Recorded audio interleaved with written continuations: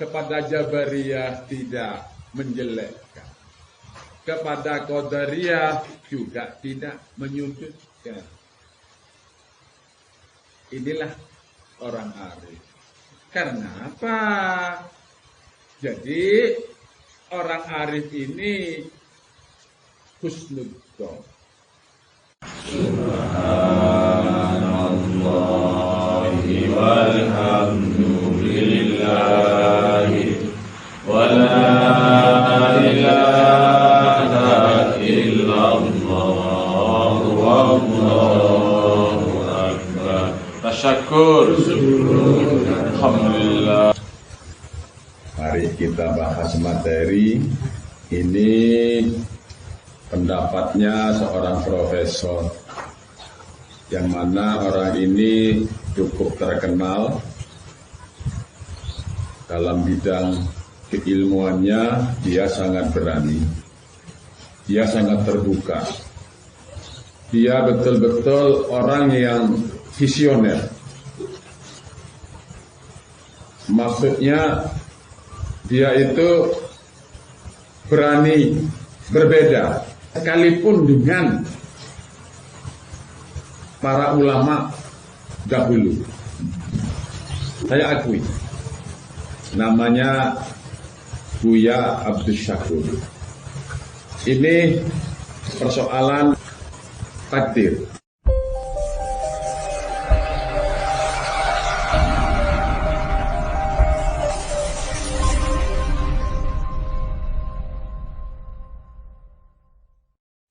Manusia pada hakikatnya dilahirkan dalam keadaan suci, yang menjadikan manusia itu Nasrani, Majusi, Yahudi adalah orang tuanya itu sendiri. Terus kita tahu bahwa apa yang terjadi di kehidupan dunia ini semata-mata atas kehendak Allah Subhanahu wa ta'ala. Akhirnya timbul suatu pertanyaan, manusia baik ataupun manusia jahat, manusia takwa ataupun tidak takwa, siapakah itu yang menentukan? Apakah manusia itu sendiri ataukah Allah? Dan sejauh mana peran manusia di sisi Allah Subhanahu wa ta'ala? Terima kasih. Assalamualaikum warahmatullahi wabarakatuh. Waalaikumsalam. Ini bapak-bapak, ibu-ibu sekalian, diskusi tentang qada dan qadar antara Jabariyah, Mu'tazilah, Ahlussunnah wal Jamaah itu terus berlanjut. Pertanyaannya seperti itu juga. Karena mereka akan berpikir, mana mungkin orang maling kok ditentukan oleh Allah. Nah itu. Ini artinya, ini indikator bagi saya bahwa umat Islam di Indonesia sudah jadi Mu'tazilah semua. Iya. Jadi perjalanan nasib manusia ini bukan hanya Allah yang menentukan, tapi ada lembaga lain yang menentukan.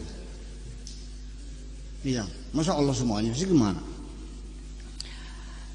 Sampai pada persoalan-persoalan nasib manusia itu akhirnya yang menang Mu'tazilah dalam pertarungannya nih. Misalnya yang ada juga mungkin ini 99,9% udah Mu'tazilah semuanya. Karena dari awal dicekoki dengan firman Tuhan, innallaha la yughayyiru ma biqaumin hatta yughayyiru ma bi anfusihim. Bahwa Allah tidak akan merubah nasib suatu bangsa kecuali bangsa itu merubah nasibnya. Begitu kan terjemahannya? Tuh. Jadi pengantarnya seperti itu. Jadi Buya Syakur ini pendapatnya bahwa ayat yang mengatakan innallaha la yughayyiru ma biqaumin hatta yughayyiru ma bi anfusihim, ini dianggap pendapat ini adalah Mu'tazilah. Jadi Mu'tazilah itu atau Qadariyah itu takdir ini semua yang menentukan adalah manusia. Allah itu hanya mencipta, setelah itu diberi kebebasan sebebas-bebasnya. Ini Mu'tazilah, ini Qadariyah. Jabariyah sebaliknya, manusia ini semuanya yang ngatur, yang menentukan adalah Allah. Jadi menurut Jabariyah, manusia ini seperti wayang kulit. Yang namanya wayang kulit bergerak atau tidak bergerak tergantung dalangnya. Jadi semuanya dikendalikan oleh Allah. Kalau dia buat jahat, ya sudah, itu memang dalang yang ini Jabariyah. Qadariyah tidak, Allah tidak ikut-ikut sama sekali. Maka dari itu, dengan ayat tadi ini disampaikan oleh Buya Syakur, orang-orang ini karena dicekokin dengan innallaha la yughayyiru ma biqaumin hatta yughayyiru ma bi anfusihim, maka itu dianggap Mu'tazilah. Artinya orang Allah itu tidak ikut-ikut. Kalau manusia ingin ke barat, kalau manusia ingin ini, ya Allah harus ikut. Katanya Buya Syakur begitu. Jadi Allah itu harus ngikutin manusia. Maunya apa manusia? Ya sudah. Jadi katanya Buya Syakur, memangnya siapa jadi Tuhan ini? Itu. Jadi berarti Buya Syakur ini menentang innallaha la yughayyiru ma biqaumin hatta yughayyiru ma bi anfusihim. Ini ayat. Tapi enggak sengaja, enggak sadar Buya Syakur tadi ini adalah menolak ayat itu. Nah, menurut saya logika hakikat ini tidak ada ayat yang tertolak. Tapi ada konteksnya. Innallaha la yughayyiru ma biqaumin hatta yughayyiru ma bi anfusihim. Itu konteksnya ini pada waktu di alam ruh. Bukan sekarang.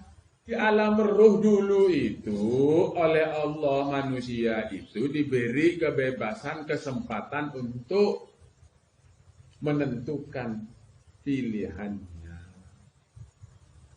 Jadi manusia itu diberi kesempatan. Kalau malaikat, setan, binatang, tumbuh-tumbuhan, semua tidak ada pilihan. Tidak berlaku ayat innallaha la yughayyiru ma biqaumin hatta yughayyiru ma bi anfusihim. Tidak berlaku. Ini untuk manusia. Jadi begitu ditemui di alam ruh oleh Allah, manusia diberi kesempatan untuk menulis di kitab Allah, menulis di hukum Allah, maunya kamu seperti apa. Sudah ditulis? Katanya Allah. Kalau sudah, berarti wa tammat kalimatu rabbika sidqan wa adla la mubaddila li kalimatihi wa huwas samiul alim. Antakulu yaumal qiyamati inna kunna an hadza ghafilin. Tak boleh kamu nanti di hari kiamat mengatakan, saya tidak tahu ya Allah. Pekerjaan seperti begini ini bukan urusan saya. Tidak bisa. Itu pilihannya kamu sendiri, itu adalah amalnya kamu sendiri. Lah, Buya Syakur ini aslinya Jabari. Jadi katanya Buya Syakur, kalau mengikuti ayat innallaha la yughayyiru ma biqaumin itu, Allah harus mengikuti Apa kemauannya dari manusia itu? Lah sekarang kesimpulannya dari logikanya Buya Syakur ini seperti apa? Jadi Buya Syakur itu sampai mengasih analogi. Berangkatnya logikanya itu berdasarkan fakta katanya. Bukan berdasarkan teori. Sebab Mu'tazilah itu berteori. Jabariyah itu berteori. Qadariyah itu berteori. Saya tidak berteori katanya. Saya ini berdasarkan fakta. Faktanya apa? Saya dilahirkan. Bukan pilihan saya. Saya dilahirkan dari bapak ini, ibu ini. Saya keluar dari perut ibunya, ibu saya tidak milih. Saya lahir di tempat ini, saya tidak milih. Jadi saya ini tidak pernah memilih apapun, tidak pernah kehendak apapun.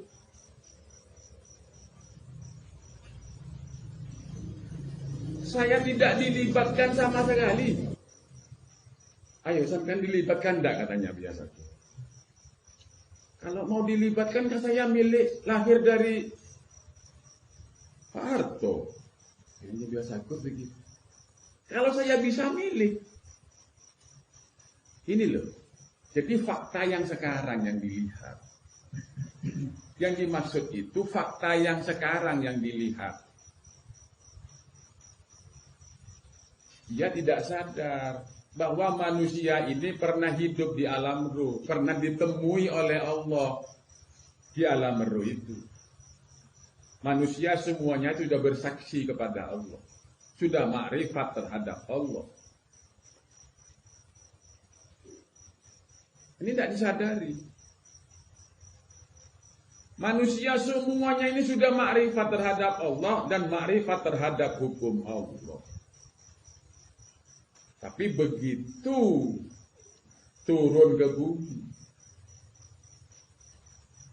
begitu alam roh ini sudah menyatu dengan fisik, ya sudah, terhijab, lupa semua.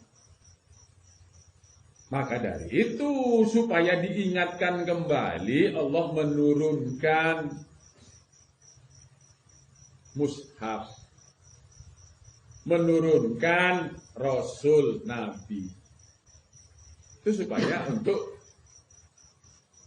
diingat kembali pada waktu di alam ruh. Jadi manusia memang seperti itu. Jangankan di alam ruh, jangankan di perutnya ibu. Waktu SD saja, kelas 1, kelas 2, kalau ditanya sekarang diingat-ingat, lupa. Apakah lupa ini tidak tahu?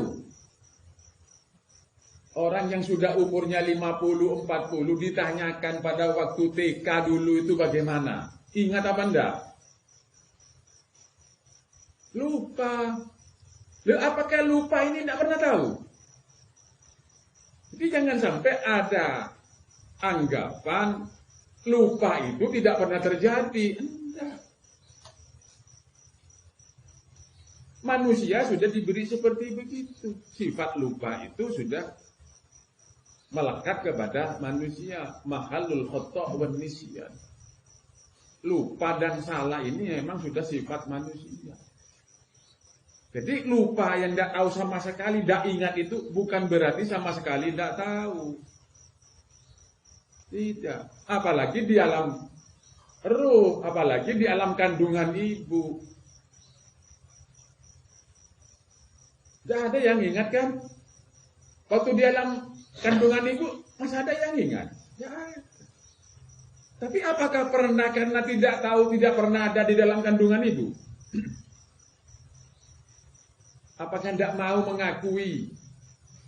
Saya tidak pernah ingat kok, saya berada di perutnya ibu sekian bulan. Tidak pernah.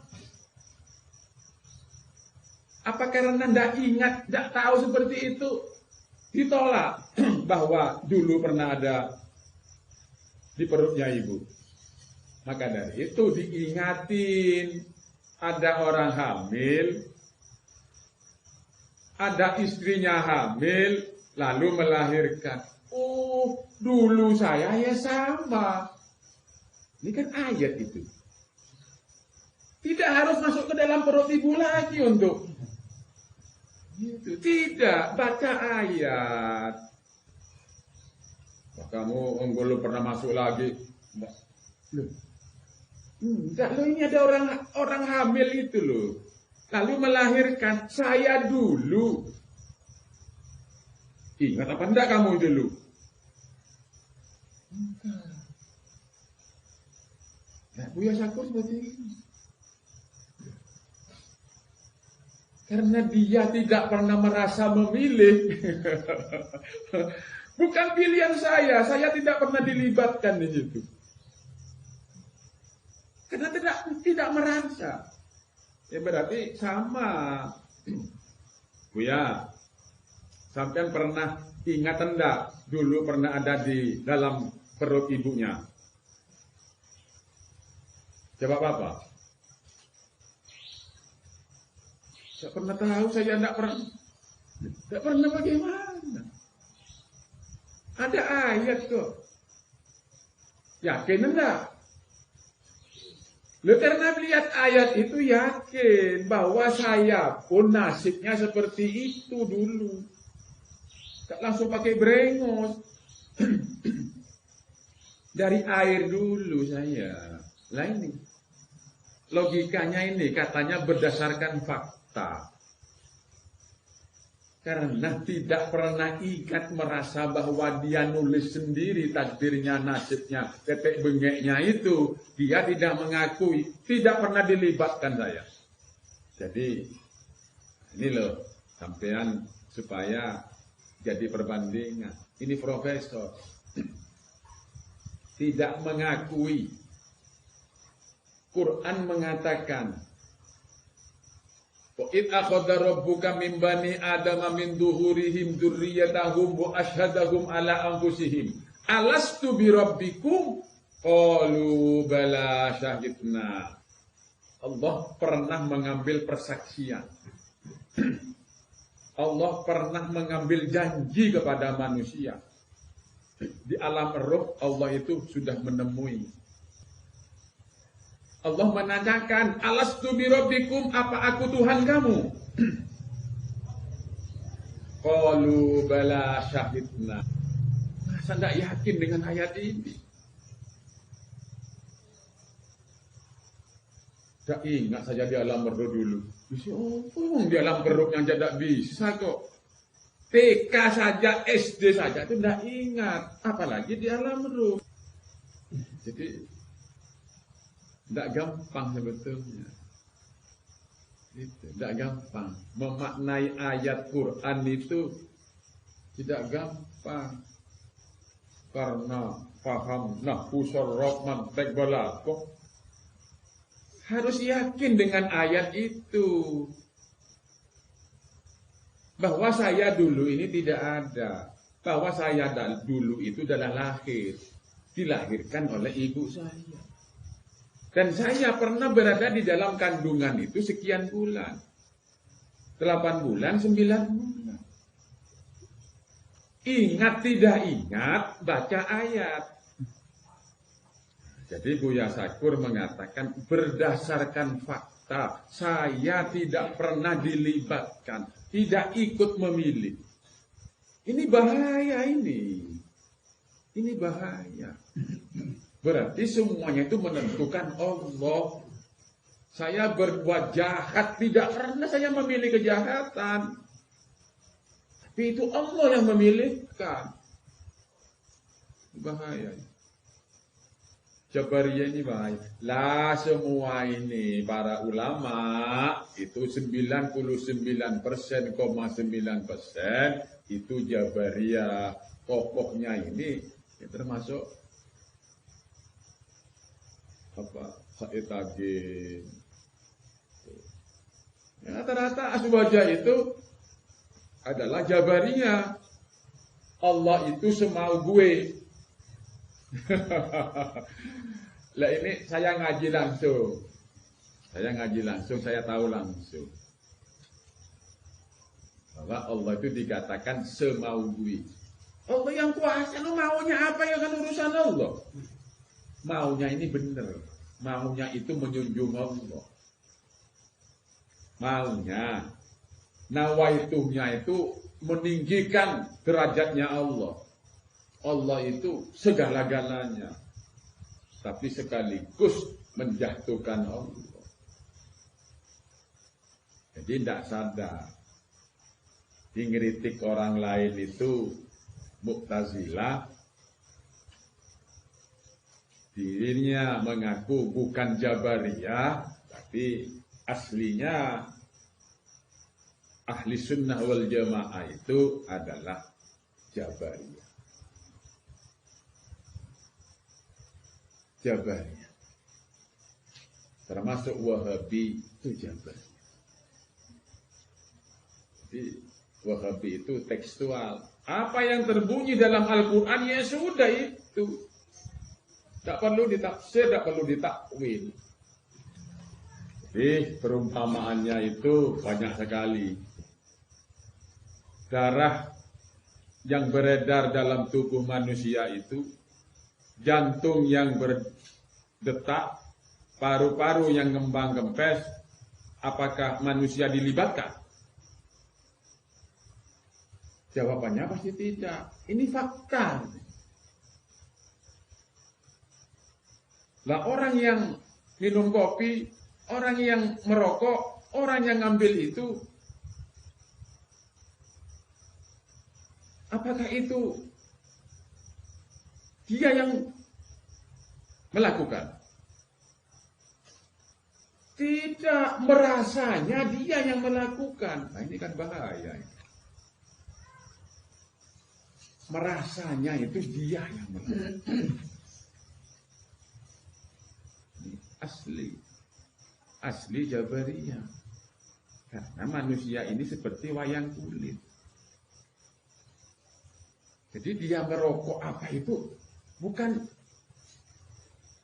sama dengan paru-paru yang ngembang kempes itu, jantung yang berdetak, darah yang mengalir itu sama. Sama. Ini bahaya ini. Bahaya. Yang terakhir, analoginya Buya Sakur itu untuk menggambarkan bahwa manusia tidak dilibatkan sama sekali ini, ya seperti kereta listrik. Jadi masinis itu seperti dia itu hebat. Mau mempercepat keretanya, mau melambatkan, mau ngerem, tergantung kepada masinisnya. Dia seakan-akan itu dia yang melakukan percepatan, pelambatan, ngerem, berhenti. Seakan-akan tidak. Kalau listriknya mati, bisa berbuat apa? Analognya dulu sama. Jadi yang menentukan itu adalah arus listrik. Yang berkuasa penuh itu adalah arus listrik. Ini analognya seperti itu. Jadi kalau sudah persepsinya keliru, persepsi terhadap takdir itu keliru, maka konsepsinya, analoginya itu akan keliru. Kalau sudah menganggap takdir ini merah, karena sudah salah, semuanya akan salah. Bahas takdir bagaimanapun, kalau sudah mempersepsikan, mendefinisikan takdir ini keliru, ya keliru semua. Menentang Jabariyah justru terperosok kepada Jabariyah. Lah, sekarang logikanya Darul Muttaqin. Logika hakikat, logika nubuwah. Ini akan beda. dengan para ulama yang lain. Pendapat di sini soal takdir itu sudah terjadi. Terjadinya takdir ini berada di alam ruh. Sekarang ini semua ini merupakan aplikasi. Aplikasi itu adalah perwujudan pernyataan nyatanya. Itu adalah pilihan manusia sendiri. Jadi logika Darul Mutakin ini memadukan semua logika. Semua logika itu masuk kepada logikanya Darul Mutakin. Jabariyah masuk, Qadariyah masuk, Mu'tazilah masuk. Jika ada unsur positifnya, itu akan masuk kepada logika hakikat, logika nubuwah. Kalau ada unsur positifnya, itu pasti masuk. Pasti masuk. Contoh sekarang buktikan. Antara Qadariyah dan Jabariyah. Kalau menurut Jabariyah, semuanya kekuasaan Allah. Manusia tidak bisa dilibatkan. Katanya Qadariyah, semua manusia yang menentukan. Allah tidak terlibat sama sekali. Jadi Qadariyah, Mu'tazilah ini tidak beriman dengan takdir. Tidak ada takdir Allah. Lah, logika Darul Mutakin, logika hakikat, logika nubuwah ini ada di dalamnya. Qadariyah ada, Jabariyah ada. Cuman dipertemukan saja. Sudut pandang Jabariyah itu dilihat dari sudut pandang Allah itu maha kuasa. Ala kulli syai'in qadir. Ya. Yang lain tidak ada, yang berkuasa tidak ada, hanya Allah. Masuk ke logika Darul Mutakin. Dilihat dari sudut pandang. Qadariyah masuk kepada logika hakikat. Manusia ini diberi peluang oleh Allah, diberi kemampuan oleh Allah untuk memilih, untuk menentukan. Jadi yang memilih ini manusia, ditulis di kitabnya Allah. Nanti yang menjalankan ini kuasa Allah. Analoginya, ini analoginya. Analoginya seperti seseorang naik pesawat. Yang beli karcis itu penumpang. Yang memilih pesawat apa? Penumpang. Setelah beli karcis, masuk ke pesawat itu penumpang. Setelah sampai di pesawat, penumpang ini duduk, mau tidur boleh. Yang menjalankan pesawat apa penumpang? Kalau manusia sudah milih takdirnya, ya sama. Tinggal duduk di pesawat. Gak usah lari-lari di pesawat itu. Taunya nyampe dari Jakarta ke Surabaya. Jadi manusia ini sekarang semua ini berada di kapsulnya takdir. Yang menjalankan ini Allah. Bukan jalan sendiri. Jadi Qadariyah masuk, Jabariyah masuk. Jabariyah, yaitu manusia ini tinggal tidur di pesawat itu 1 jam seperempat nyampe di Surabaya. Saya ikut-ikut. Kalau sudah sampai nulis, takdirnya ditulis. Fi kitabin di Lauh Mahfuz sudah ditulis. Ya sudah. Katanya Allah, sudah ada di pesawat kamu. Sudah tidur. Sudah tidur. Tinggal kamu nyampe. Allah yang menjalankannya. Lewat malaikatnya Allah. Jadi kuasa Allah itu ada pegawainya Allah, ada karyawan. Itu malaikat dan setan atau iblis. Kalau pilihannya itu ke jalur kiri, ya pilotnya setan. Kalau pilihannya ke jalur kanan, pilotnya malaikat. Ini tinggal gitu. Jadi orang yang di sini ini kok senangnya itu kepada kebaikan. Ya ini sudah. Ini adalah malaikat yang menjalankan. Jalurnya kanan ke surga.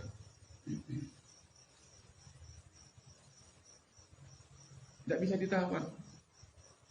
Kalau memang nak dulu itu milihnya pesawat, ya sudah. Nyampenya 1 jam seperempat. Kalau milihnya kereta api, ya nyampenya besok. Ya sudah pilih sendiri. Tapi yang menjalankan kan masinis kereta api itu. Gerbong kan yang jalan. Sampai kan tinggal tak begini. Mau tidur, mau jalan. Tapi sudah ada di kapsul itu. Jadi ini semua alamatnya nih orang yang senang kebaikan ini. Alamatnya adalah ahli surga. Jadi Darul Muttaqin ini persoalan takdir ini hatam. Sudah selesai. Tidak ada tawar-menawar. Akhirnya orang yang seperti ini tidak pernah suudzon kepada Allah. Tidak pernah suudzon. Jabariyah pun tidak suudzon kepada Allah. Tapi maknanya suudzon. Siapa kerjanya Allah? Saya masukkan neraka ini ya Allah. Kan husnudzon maksudnya ya. Maksudnya kan husnudzon. Saya dimasukkan surga ini ya karena Allah saya. Saya ke neraka ini juga kan maunya suudzon itu.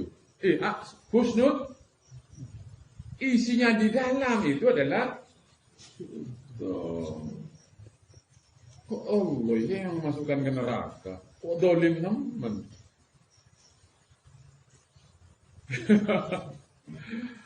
Kok Allah dolim betul?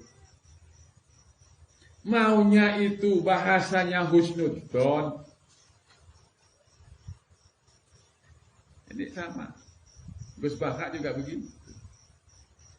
Saya masukkan neraka, makanya enjoy saja saya. Itu kan kuasa Allah.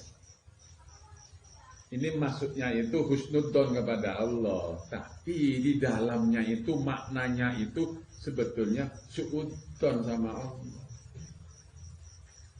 Allah dolim.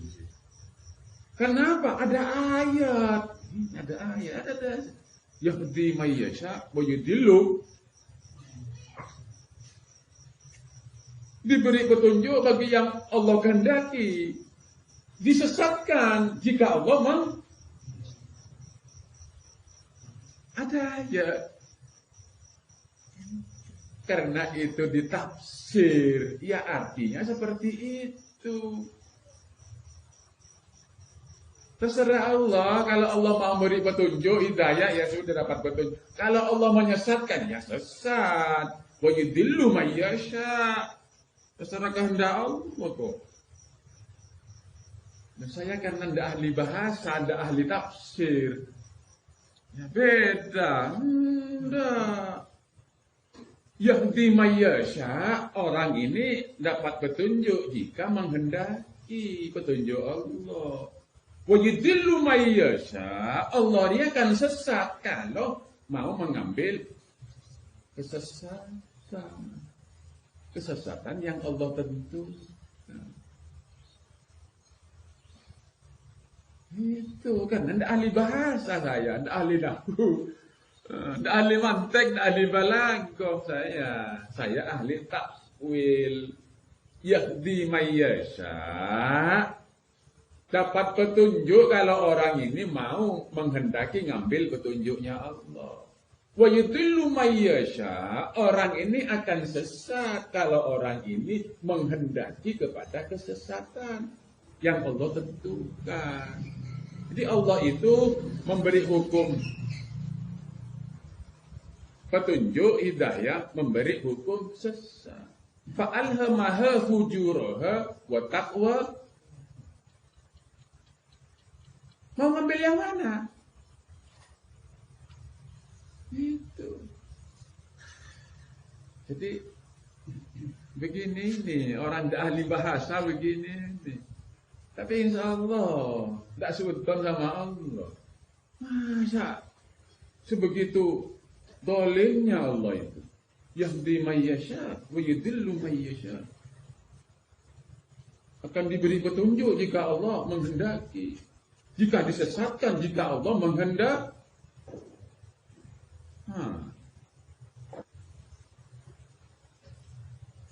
Aman.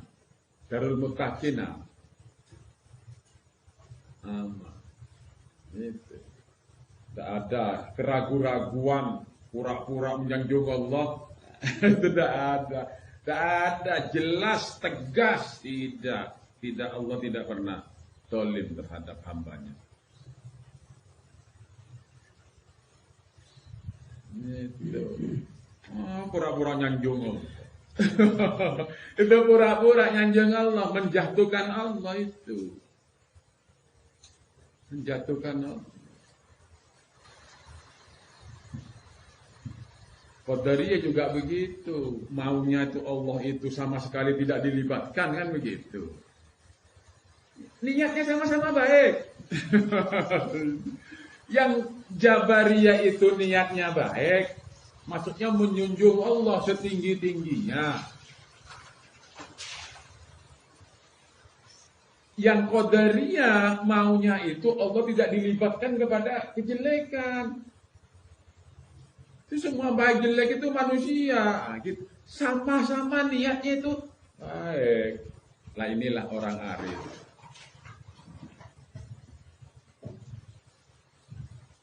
Orang arif ini begini.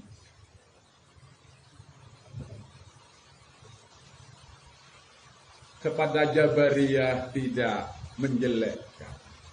Kepada Qadariyah juga tidak menyudutkan.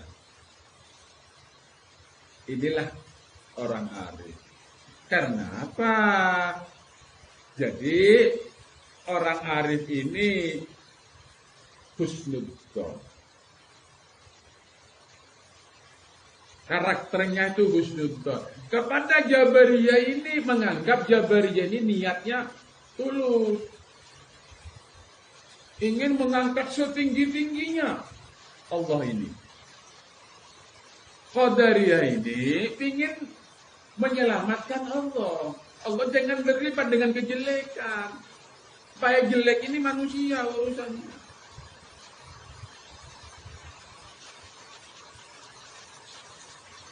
Ayo apa? Mu'tazilah. Sama. Mu'tazilah ini karena diberi akal oleh Allah. Bagaimana menggunakan akal semaksimal mungkin. Niatnya itu baik. Persoalan tidak baik, itu sudah urusan sendiri-sendiri. Ini orang arif. Jadi kesimpulannya, Darul Muttaqin ini logikanya ini selalu husnudzon kepada Allah. Jadi jenengan semua ini sudah nulis sendiri. Tinggal sekarang ini alamatnya sampean semua itu alamat apa? Tidak ada yang tahu kepastian. Kalau sampean semua ini niatnya baik, senang kepada kebaikan, kepada kebenaran, alamatnya ini orang ini adalah ahli surga. Alamat. Kalau orang ini sudah condong kepada keburukan, kepada kejahatan, alamat orang ini memang nulis takdirnya itu adalah ahli neraka. Alamat. Tidak ada yang pasti. Alamat. Tuh, itu sudah harus seperti itu pendapatnya. Yang terakhir, apapun kehidupan sampean yang sekarang sampean jalani, keadaannya apapun, situasi apapun, itu pilihan sampean sendiri. Itu sudah terjadi, takdir itu tidak bisa dirubah, disyukurin saja.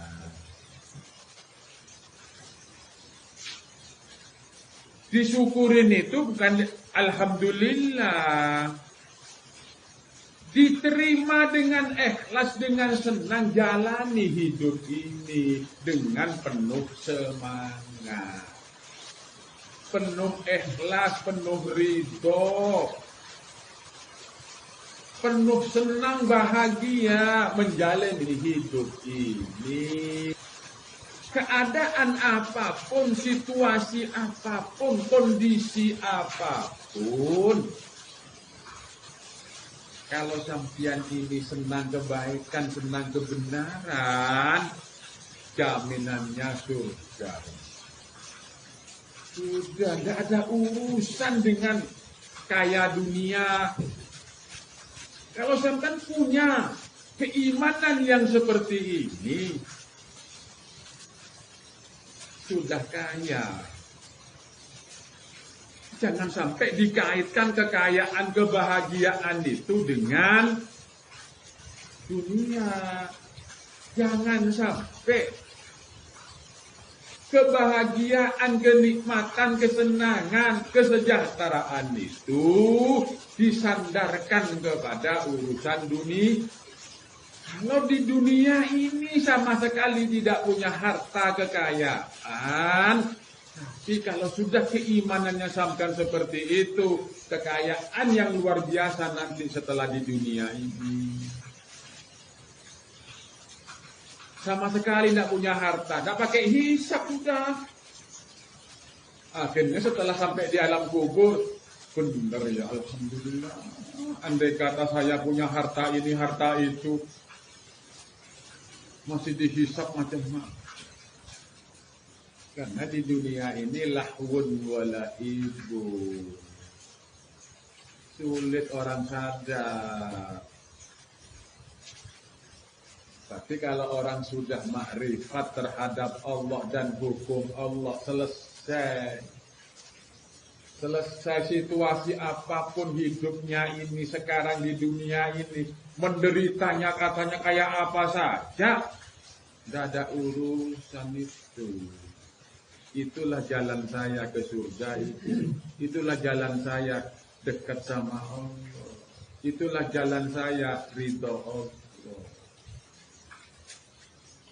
Ini harus paten ini, harga mati harus. Tidak boleh. Tidak boleh diutik-utik. Tidak boleh diutik. Hidup ini tinggal bersyukur. Sudah. Ini harga mati sudah. Tidak usah ditawar sampai. Tidak ada jalan lain kecuali bersyukur. Tidak ada. Sudahlah. Makom sampean kalau mampu makom syukur selesai. Itu makomnya para wali, itu makomnya para nabi. Walaupun sampean bukan wali, dengan saya, tapi digolongkan kepada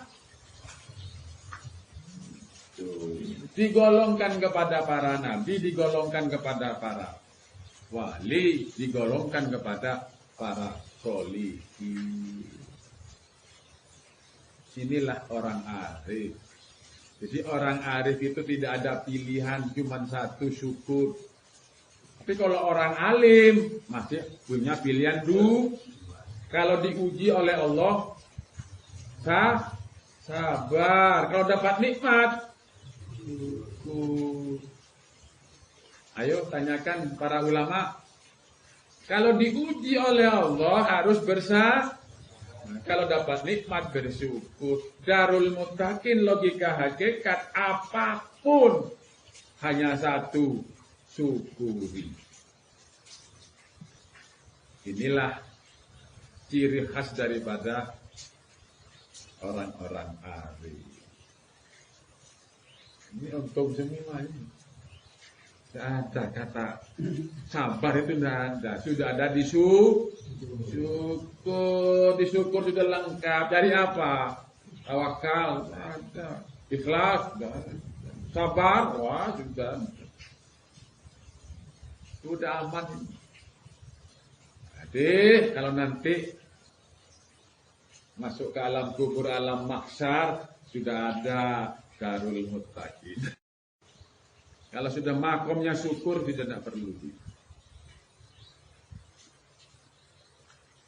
Bebas hambatan. Tidak ada. Pengaruh setan sudah tidak ada. Mau dari mana? Wong diuji begini, alhamdulillah syukur. Diberi sakit, diberi ini, syukurillah. Oh, di mana celah setan mau? Tidak bisa. Sabar berbahaya. 1 kali kuat, 2 kali kuat, 3 kali, 4 kali jebol. Dipompa terus, tahan. Pompa lagi, tahan lagi. Pompa lagi, tahan lagi. Tidak batasnya sabar itu. Tapi kalau syukur, tidak ada. Mau 100 kali, 200 kali, Anda tetap ketawa saja. Jadi, insya Allah lah murni. Tidak basa-basi. Ini bahas daripada seorang profesor, pendapatnya seperti itu. Silahkan tergantung sampean semua.